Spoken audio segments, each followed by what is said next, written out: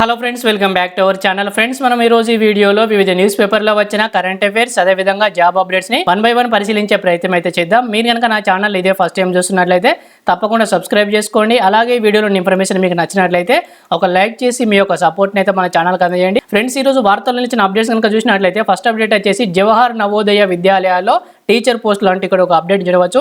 మనకు గతంలో కూడా ఒక నోటిఫికేషన్ వచ్చిందండి. జవహర్ నవోదయ విద్యాలయాల్లో నాన్ టీచింగ్ పోస్టులకు సంబంధించి ఒక నోటిఫికేషన్ అయితే వచ్చింది. సో అది ఇది సేమ్ కాదు, వేరు. సో కన్ఫ్యూజ్ అయితే కావద్దు. సో దీనికి లాస్ట్ డేట్ వచ్చేసి April 24 అండి. సో కాకపోతే ఏంటంటే ఇవి కాంట్రాక్ట్ బేసిక్ ఉద్యోగాలు మాత్రమే. సో ఎవరైనా ఇంట్రెస్ట్ ఉన్న వాళ్ళైతే అప్లై చేసే ప్రయత్నం చేయండి. సో నెక్స్ట్ అప్డేట్ చూసినట్లయితే మనకు పశ్చిమ బెంగాల్ టీచర్ ఉద్యోగాలకు సంబంధించి రద్దు చేసింది కానీ హైకోర్టు. సో దానికి సంబంధించిన అప్డేట్ ఇక్కడ చూడవచ్చు. ఉపాధ్యాయ నియామకాల కేసులో సుప్రీంకోర్టుకు పశ్చిమ బెంగాల్ ప్రభుత్వం.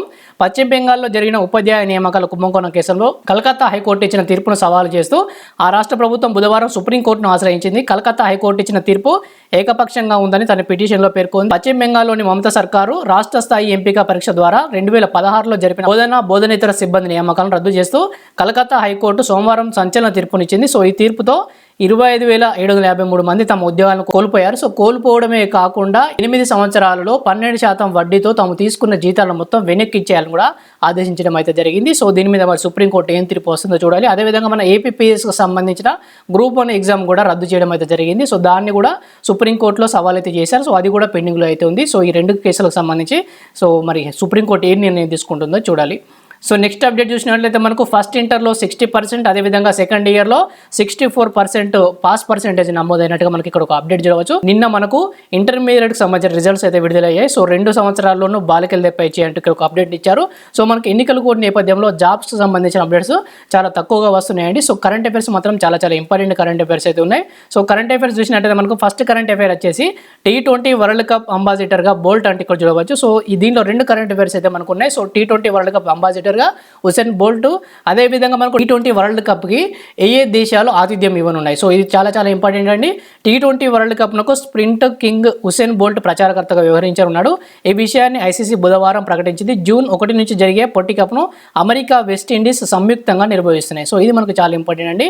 అమెరికా, వెస్టిండీస్ అయితే మనకు ఈసారి వరల్డ్ కప్కు ఆతిథ్యం అయితే ఇవ్వనున్నాయి. సో దీన్ని గుర్తుంచుకోండి. అదేవిధంగా ఈ యొక్క T20 వరల్డ్ కప్కు బ్రాండ్ అంబాసిడర్గా హుసేన్ బోల్ట్ని అయితే నియమించినట్టుగా మనకు ఐసీసీ తెలిపింది. సో నెక్స్ట్ అప్డేట్ చూసినట్లయితే మనకు మరోసారి అంతరిక్ష యానం సిద్ధమవుతున్న సునీత విలియమ్స్ అంటే ఇక్కడ చూడవచ్చు. సో సునీత విలియమ్స్ మనకు భారత సంతతికి చెందిన మహిళ. ఈమె 3వసారి అంతరిక్ష యానం అయితే చేరున్నారు. May 6న బోయింగ్ స్టార్ లైనర్ వ్యోమనౌకలో ISSకు ప్రయాణం. అక్కడే వారం రోజుల పాటు ఆమెనైతే గడపనున్నట్టుగా దీంట్లో మనం చూడవచ్చు. కల్పనా చావ్లా తర్వాత అంతరిక్షంలోకి వెళ్ళిన 2వ భారత సంతతి మహిళ సునీత విలియమ్స్ మరో రికార్డుకు సిద్ధమయ్యారు. 3వసారి అంతరిక్షంలోకి అడుగు పెట్టేందుకు ఆమె రెడీ అవుతున్నారు. May 6న రాత్రి 10:30 గంటలకు అమెరికాలోని ఫ్లోరిడాలో ఉన్న Cape Canaveral Space Force Station వద్దనున్న స్పేస్ లాంచ్ కాంప్లెక్స్ 41 నుంచి బోయింగ్ సంస్థకు చెందిన స్టార్ లైనర్ వ్యోమనౌకలో సునీత విలియమ్స్ వ్యోమగామి బుచ్ విల్మోర్ అంతరిక్ష యాత్రకు అయితే బయలుదేరున్నారు. సో ఈమెతో పాటు బుచ్ విల్మోర్ అనే వ్యక్తి కూడా ఆమెతో పాటు వెళ్తున్నారు. సో వీరిద్దరూ అంతర్జాతీయ అంతరిక్ష కేంద్రానికి చేరుకొని వారం రోజుల పాటు అక్కడైతే గడపనున్నారు. స్టార్ లైనర్ వ్యోమనౌకలు నిర్వహిస్తున్న మొదటి మానవ సవిత మిషన్ ఇదేనట. సో తప్పకుండా గుర్తుంచుకోండి. సో సునీత విలియమ్స్ మనకు భారత సంతతికి చెందిన మహిళ. అదేవిధంగా ఈమె మొదటిసారి, రెండవసారి ఈ సంవత్సరంలో అంతరిక్ష యానం చేపట్టారనేది కూడా మనం గుర్తుంచుకునే ప్రయత్నం అయితే చేయండి. సో సునీత విలియమ్స్ వచ్చేసి 2006లో మొదటిసారి అంతరిక్ష యానం అయితే చేశారు. సో అప్పుడు ఆమె వచ్చేసి 29 గంటల 17 నిమిషాల పాటు ఆమె 4 సార్లు అంతరిక్షంలో స్పేస్ వాక్ అయితే చేశారు. సో అదేవిధంగా 2012లో ఆమె 2వసారి అంతర్జాతీయ అంతరిక్ష కేంద్రంకు వెళ్ళడం అయితే జరిగింది. సో అప్పుడు కూడా ఆమె అక్కడికి వెళ్ళి ఎన్ని రోజులంటే 4 నెలల పాటు ఆమె అక్కడైతే రీసెర్చ్ కూడా చేయడం అయితే జరిగింది. సో ఈసారి అయితే 3వసారి కూడా ఆమె వెళ్ళనున్నట్టుగా మీరు గుర్తుంచుకోండి. సో నెక్స్ట్ అప్డేట్ వచ్చేసి ఇండోనేషియా నూతన అధ్యక్షుడిగా ప్రబోవో సుబియాంతో అంటే ఇక్కడ చూడవచ్చు. ఈ అప్డేట్ని మనం గత నెలలోనే ఎన్నికలు పూర్తయినప్పుడు చర్చించడం అయితే జరిగింది. సో ఈయన మీద కొన్ని కేసులు అయితే నమోదయ్యాయి. ఈయన ఎన్నికల్లో అవకతవకలకు పాల్పడ్డాడని కొన్ని కేసులు అయితే కోర్టులో వేయడం అయితే జరిగింది. అందుకే ఇన్ని రోజులు డిలే అయితే అయింది. సో తాజాగా ఎన్నికల సంఘం ఆయనను నూతన అధ్యక్షుడిగా ఎన్నికైనట్టయితే ప్రకటించడం జరిగింది. సో ఇండోనేషియా నూతన అధ్యక్షుడిగా ప్రబోవో సుబియాంతో ఎన్నికైనట్లు ఆ దేశ ఎన్నికల సంఘం బుధవారం లాంఛనంగా ప్రకటించింది. ఆయన ఈ ఏడాది అక్టోబర్లో బాధ్యతలు అయితే చేపట్టనున్నారు. సుబియాంతో ప్రస్తుతం ఇండోనేషియా రక్షణ మంత్రిగా ఉన్నారు. వాస్తవానికి అధ్యక్షుడిగా ఆయన ఎన్నికను గత నెల 20నే ఎన్నికల సంఘం ప్రాథమికంగా ప్రకటించింది. అధ్యక్ష ఎన్నికల్లో ఆయనకు 58.6% ఓట్లు అయితే రావడం జరిగింది. సో ఈ పేరు గుర్తుంచుకుంటే మనకు పేరు ఇంపార్టెంట్. ప్రభోవో సుబియాంతో కొంచెం హార్డ్గా ఉంటే బై హెడ్ చేయండి. సో నెక్స్ట్ అప్డేట్ వచ్చేసి రామకృష్ణ మఠం నూతన అధ్యక్షుడిగా స్వామి గౌతమానంద్ జీ మహారాజ్ నియామకమైనట్టుగా ఇక్కడ ఒక అప్డేట్ చూడవచ్చు. 16వ అధ్యక్షుడిగా ఎవరున్నారంటే గతంలో కలకత్తాలో ఆయన మరణం కూడా మనం వార్తల్లో అయితే చర్చించాం.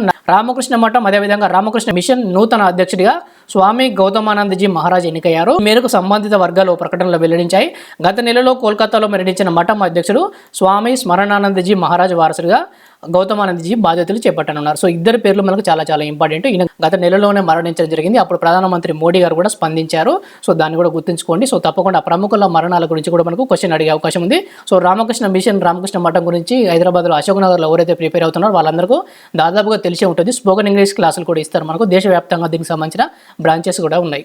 సో తాజాగా దీనికి సంబంధించి 17వ అధ్యక్షుడు ఎవరు నియమితులయ్యారండి? స్వామి గౌతమానంద్ జీ మహారాజ్ గుర్తుంచుకోండి. సో నెక్స్ట్ అప్డేట్ చూసినట్టయితే మనకు నిర్ణయాత్మక శక్తిగా మహిళా ఉన్నతాధికారులు అంటూ మనకి ఇక్కడ ఒక బుక్ వార్తలోకి అయితే వచ్చిందండి. ఈ బుక్ నేమ్ను గుర్తుంచుకోండి. సో మాజీ ఆర్బీఐ గవర్నర్ దువ్వూరి సుబ్బారావు, మన గతంలో 2 సార్లు ఈ బుక్ నేమ్ అయితే చర్చించాం. చాలా ఇంపార్టెంట్ అండి. మన తెలుగు వ్యక్తి మాజీ ఆర్బీఐ గవర్నర్ దువ్వూరి సుబ్బారావు గారు బయోగ్రఫీని ఒక బుక్ రూపంలో తీసుకొచ్చారు. బుక్ నేమ్ వచ్చేసి just a మెర్సనరీ notes from my life and career అనే పేరిట ఆయన ఒక బయోగ్రఫీని అయితే రచించారు. సో ఇది మనకు ఇంపార్టెంట్. సో ఇది అడిగే అవకాశం అయితే ఉందండి. సో నెక్స్ట్ అప్డేట్ వచ్చేసి ఎస్బీఐ కొత్త ఎండీగా రాణా అశుతోష్ కుమార్ సింగ్ అంటే ఇక్కడ ఒక అప్డేట్ చూడవచ్చు. ఎస్బీఐ కొత్త ఎండీగా రాణా అశుతోష్ కుమార్ సింగ్ పేరును ఫైనాన్షియల్ సర్వీసెస్ ఇన్స్టిట్యూషన్స్ బ్యూరో ప్రతిపాదించింది. ప్రస్తుతం ఆయన ఎస్బీఐ డిప్యూటీ ఎండీగా ఉన్నారు. సో ఇంకా ఫైనల్ అయితే కాలేదు. ఫైనల్ అయిన వెంటనే మన ఛానల్ కూడా అప్డేట్ చేస్తాను. సో ఆస్పిరెంట్స్ అందరూ మీరు కింద ఎస్బీఐ యొక్క ప్రస్తుత చైర్మన్ ఎవరో మీరు కామెంట్ చేసే ప్రయత్నం అయితే చేయండి. తర్వాత అప్డేట్ చేసినట్లయితే మనకు పర్యావరణకు సంబంధించండి. మనకు గ్రూప్ 1, గ్రూప్ 2, గ్రూప్ 3లో పేపర్ 1లో పర్యావరణ అంశాలు అయితే మనకు ఉన్నాయండి. సో ఇది మనకు పర్యావరణం పరంగా చాలా చాలా ఇంపార్టెంట్ అప్డేట్ అండి. లీ కూపర్ నుంచి పర్యావరణ హిత జీన్స్ అంటూ ఇక్కడ ఇవ్వడం జరిగింది. సో ఏ కంపెనీ నుంచి ఈ యొక్క జీన్స్ వచ్చింది అనేది మనకి ఇంపార్టెంట్. ప్రముఖ డెనిమ్ బ్రాండ్ లీ కూపర్ పర్యావరణ హిత జీన్స్ కలెక్షన్ తీసుకొచ్చింది. రీసైకిల్ చేసిన సిగరెట్ పీకర్లోని పదార్థంతో ఈ జీన్స్ను తయారు చేశామని ప్రపంచంలో ఇదే తొలిసారని కంపెనీ కూడా తెలపడం అయితే జరిగింది. ప్రపంచ దరిద్ర దినోత్సవాన్ని పురస్కరించుకొని ఈ కంపెనీ ఈ కలెక్షన్ అయితే విడుదల చేసింది.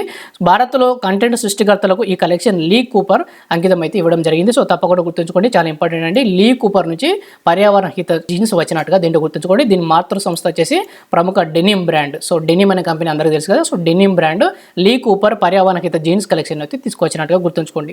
సో తర్వాత అప్డేట్ చూసినట్లయితే మనకు అభయ్ రామ్తో కుక్క కాటుకు చికిత్స ఐఐఎల్ టీకాకు అంతర్జాతీయ గుర్తింపు ఇక్కడ ఒక అప్డేట్ చూడవచ్చు. సో ఐఐఎల్ అంటే ఇండియన్ ఇమ్యూనలాజికల్ లిమిటెడ్. సో ఇది 25 సంవత్సరాల క్రితమే అభయ్ రామ్ అనే రేబీస్కు సంబంధించిన వ్యాక్సిన్ అయితే తయారు చేయడం జరిగింది. సో తాజాగా దీనికి అంతర్జాతీయ గుర్తింపు దక్కినట్టుగా మనకి ఇక్కడ ఇవ్వడం జరిగింది. సో ప్రాణాంతకంగా మారే రేబీస్ వ్యాధిని నియంత్రించేందుకు రూపొందించిన అభయ్ రామ్ వ్యాక్సిన్ ఇప్పుడు అంతర్జాతీయ స్థాయిలో గుర్తింపు తెచ్చుకుంటుంది. సో వ్యాక్సిన్ పేరును గుర్తుంచుకోండి, Abhay Ram vaccine. Indian Immunologicals Limited 25 ఏళ్ల క్రితం అభయ్ రామ్ వ్యాక్సిన్ హైదరాబాద్ కేంద్రంగా తయారు చేసింది. ఈ వ్యాక్సిన్ రూపాంతరం చెందుతున్న రోగ కారకాలకు అనుగుణంగా మార్పులు కూడా చోటు చేసుకుంటూనే ఉంది. కుక్క కాటు కారణంగా మరణాలు తగ్గించడమే లక్ష్యంగా కేంద్ర ఆరోగ్య మంత్రిత్వ శాఖ ఆదేశాలతో ఐఐఎల్ తొలిసారిగా అభయ్ రామ్ అనే వ్యాక్సిన్ అయితే రూపొందించడం జరిగింది. సో ప్రస్తుతం ప్రపంచంలోనే అతిపెద్ద యాంటీ రేబీస్ వ్యాక్సిన్ ఉత్పత్తి చేసే సంస్థగా ఐఐఎల్ గుర్తింపు పొందింది. సో ఇది భారత ప్రభుత్వ సంస్థ, చాలా చాలా ఇంపార్టెంట్ అండి. ఇండియన్ ఇమ్యూనలాజికల్ లిమిటెడ్ అనేది ప్రపంచవ్యాప్తంగా అతిపెద్ద యాంటీ రేబీస్ వ్యాక్సిన్ ఉత్పత్తి సంస్థగా గుర్తింపునైతే తెచ్చుకుంది. తప్పకుండా గుర్తుంచుకోండి. సో నెక్స్ట్ అప్డేట్ చూసినట్లయితే మనకు అంతర్జాతీయ కార్మిక సంస్థ నుంచి ఒక రిపోర్ట్ వచ్చిందండి. సో ఇది మనకు గ్రూప్ 2 థర్డ్ పేపర్లో, గ్రూప్ 3కి సంబంధించి థర్డ్ పేపర్లో కూడా పేదరికం నిరుద్యోగం టాపిక్లో మనకు అంతర్జాతీయ కార్మిక సంస్థ యొక్క ప్రస్తావన కూడా వస్తుందండి. సో ఎవరైనా చదివిన వాళ్ళు ఉంటే ఆల్రెడీ మీకు రిమైండ్ అయితే అవుతుంది. సో దీనికి సంబంధించిన ఒక రిపోర్ట్ అయితే వచ్చిందండి. సో దీంట్లో కొంతవరకు బ్లర్ అవుతుంది, నేను చదివి వినిపించే ప్రయత్నం అయితే చేశాను. ఎండల వల్ల ఏటా 18,970 కార్మికులు మరణిస్తున్నారట. అదేవిధంగా కార్మికుల్లో పెరుగుతున్న మూత్రపిండ సమస్యలు అంతర్జాతీయ కార్మిక సంస్థ నివేదిక.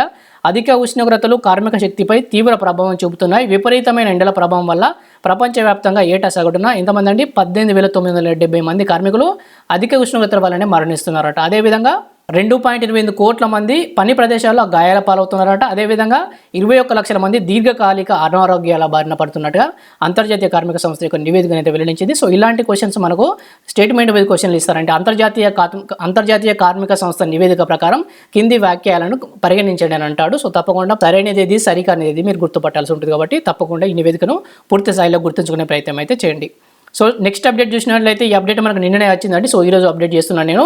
ఆవిష్కృతం కానున్న అద్భుతం బెంగళూరులో జీరో షాడో డే అంటే ఇక్కడ చూడవచ్చు. సో దీంట్లో చూసినట్లయితే కర్ణాటక రాజధాని బెంగళూరులో బుధవారం ఒక దివ్యమైన దృశ్యం ఆవిష్కృతం కానుంది.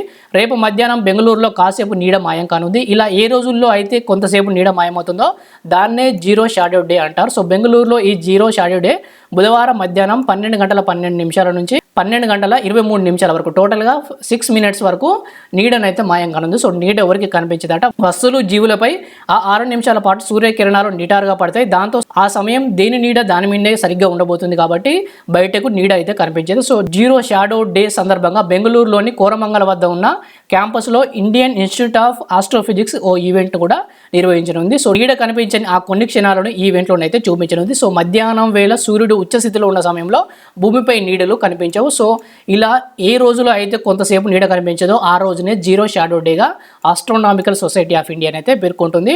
సో ఇది ఎప్పుడు సంభవిస్తుందంటే మనకు కర్కట రేఖ మకర రేఖల మధ్య ఉన్న అన్ని ప్రాంతాల్లో వేరు రోజుల్లో అయితే అద్భుతం అయితే ఆవిష్కృతం అవుతుందట. సో ప్రజెంట్ మాత్రం మనకు బెంగళూరులో మాత్రం 6 నిమిషాల పాటు ఈ యొక్క జీరో షాడో డే అనేది ఆవిష్కృతమైంది. సో తర్వాత దీనిలో ఆవిష్కృతం అవుతుందో మనకు అయినప్పుడు మన ఛానల్లో అప్డేట్ అయితే చేస్తాను. సో ప్రస్తుతానికి అయితే గుర్తుంచుకోండి, బెంగళూరులో జీరో షాడో డే అయితే ఏర్పడడం అయితే జరిగింది. సో ఇవి అండి మనకి ఈరోజు వార్తలను ఇచ్చిన important education updates. Thank you for watching. Thank you.